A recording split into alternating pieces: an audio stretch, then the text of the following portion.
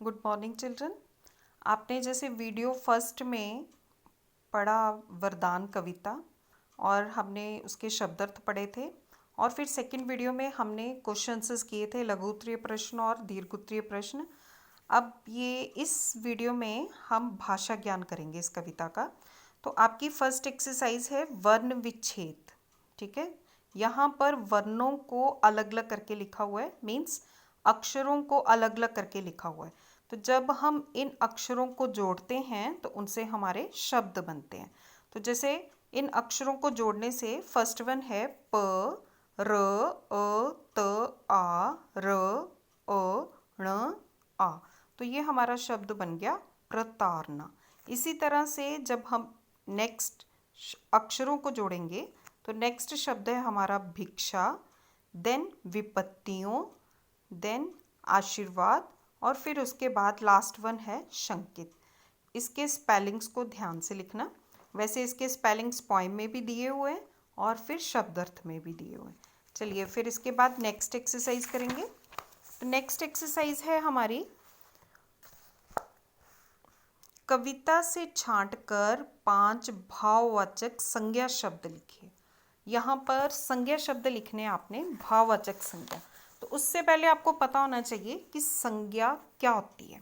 ठीक है, तो संज्ञा जैसे कि आप थर्ड क्लास से पढ़ते आ रहे हैं, संज्ञा मीन्स नाम, किसी भी चीज का नाम। किसी का भी नाम हो सकता है, जैसे कि कोई वस्तु भी हो सकती है। ठीक है, कोई व्यक्ति भी हो सकता है, किसी व्यक्ति, वस्तु या स्थान भी हो सकता है, और भाव। ठीक है, भाव के नाम को हम क्या कहते हैं? संज्ञा। मीन्स किसी व्यक्ति, वस्तु, स्थान और भाव के नाम को हम क्या कहते हैं? संज्ञा कहते हैं। संज्ञा मीन्स नाम। ठीक है, किसी वस्तु का नाम, किसी व्यक्ति का नाम, स्थान का नाम और भाव का नाम, इसे हम कहते हैं संज्ञा। तो आपको जैसे पता होगा संज्ञा के 3 भेद होते हैं मुख्य रूप से। ठीक है, संज्ञा के मुख्य रूप से 3 भेद हैं। फर्स्ट है व्यक्तिवाचक संज्ञा। ठीक है, एंड सेकंड वन इज जातिवाचक संज्ञा,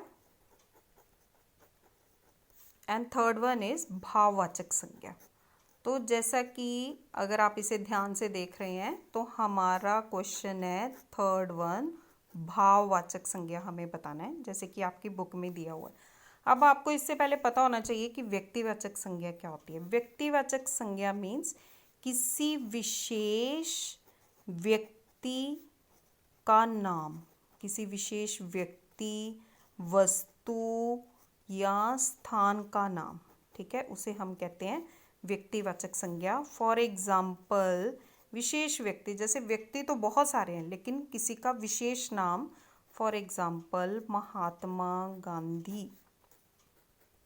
ठीक है, उसी तरह से स्थान, बहुत सारे स्थान हैं लेकिन किसी विशेष स्थान का नाम, जैसे कि आप पठानकोट में रहते हैं, पठानकोट।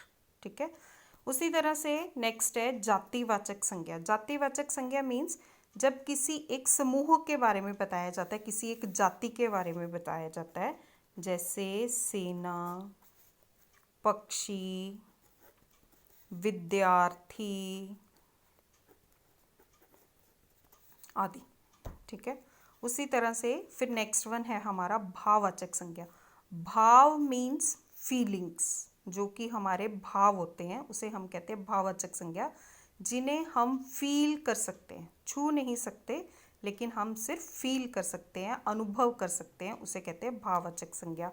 फॉर एग्जाम्पल, जैसे गर्मी, सर्दी। ठीक है, मिठास, जैसे हम कहते हैं ना उसकी वाणी में कितनी मिठास है, या फिर दुख। तो ये हो गए हमारा भाववाचक संज्ञा, जिन्हें हम फील कर सकते हैं। अभी हम बुक पे आते हैं। जैसे बुक में दी हुई है एक्सरसाइज, कविता से छांटकर 5 भाववाचक संज्ञा शब्द लिखिए। हमें भाववाचक संज्ञा शब्द लिखने जो कि हम सिर्फ फील करते हैं। वैसे तो बहुत सारे हैं लेकिन यहाँ पर मैंने 5 लिखे हैं। फर्स्ट है सांत्वना। सांत्वना होता है धीरज। फिर उसके बाद अवश्य, शक्तिहीन, फिर दीनता, दया का पात्र, उपहास, किसी का मजाक उड़ाना, और विजय। इन सब चीज़ों को सिर्फ हम फील कर सकते हैं। तो यहाँ पर इन्होंने इसकी डेफिनेशन भी दी हुई है।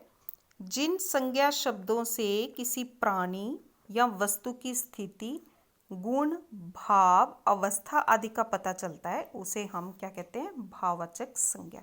तो ये जो डेफिनेशन है ये आपको लर्न करनी है, ठीक है।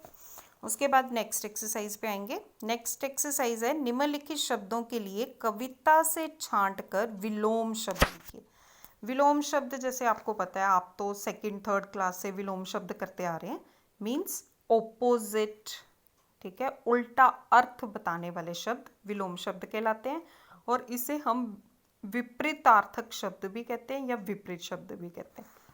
तो इसे करेंगे। फर्स्ट वन, नीडर डरपोक, पराजय विजय, अस्वीकार स्वीकार।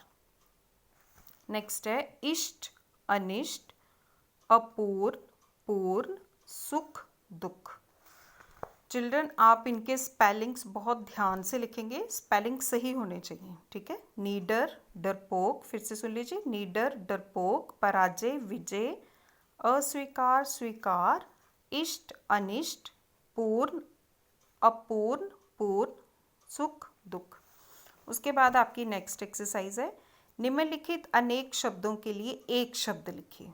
कभी हम सेंटेंस को शॉर्ट करने के लिए एक शब्द लिखते हैं, तो यहाँ पर है शब्दों को बहुत सारे शब्दों की जगह पे एक शब्द लिखना है। फर्स्ट है जिसका मस्तक झुका हुआ हो, मस्तक मीन्स माथा या सिर, जिसका मस्तक झुका हुआ हो, नत मस्तक, ठीक है। नेक्स्ट वन है किसी की खिल्ली उड़ाना, मीन्स किसी का मजाक उड़ाना, उपहास करना या उपहास। नेक्स्ट वन धीरज बंधाना, सांत्वना। नेक्स्ट जिसके वश में कुछ ना हो, अवश, मीन्स शक्तिहीन, जिसके वश में कुछ ना हो। नेक्स्ट और लास्ट है डांट फटकार करना या बुरा भला कहना, प्रताड़ना। चिल्ड्रन, इसके स्पेलिंग्स ठीक होने चाहिए। तो इस तरह से आपका ये चैप्टर कंप्लीट हो गया है। तो आपको इस चैप्टर के वर्ड मीनिंग, क्वेश्चन आंसर्स और ऑल द एक्सरसाइजेस सब कुछ लर्न करना है, ठीक है। और इसके क्वेश्चन आंसर्स आपको अपनी हिंदी की कॉपीज़ में लिखने हैं। Thank you children.